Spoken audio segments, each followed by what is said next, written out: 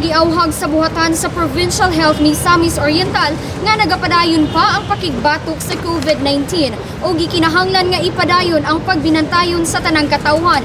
Gumikan, dili lalim ang pagtaas sa ihap sa kaso sa nataptan ni ining makamatay nga sakit.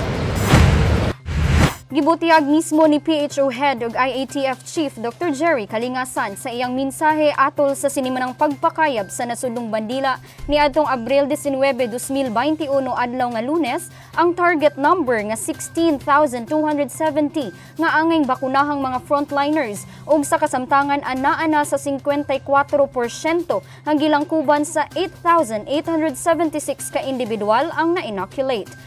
Dugang ni Dr. Kalingasan nga wala pay labot sa nasangpit nga record ang bag-uhay lang na bakunahan ni adtong Abril 12 kapin kun kulang 2,700 ka tawo sa Sinovac vaccines nga laumang mutaas na gilayon ngadto sa 60% gikan sa kinatibuk ang tala sa nabakunahan na.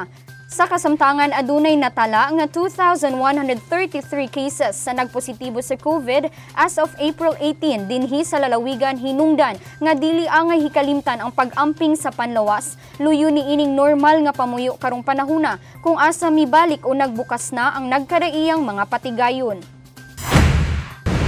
Subling gibalik-balik ni Governor Bambi ang pahimangno ngadto sa tanang misamisnon nga kanunay musunod sa insakto ug standard health protocols aron nga magpabiling luwas ang tanan gikan sa kadaot nga hatod sa makapatay nga virus.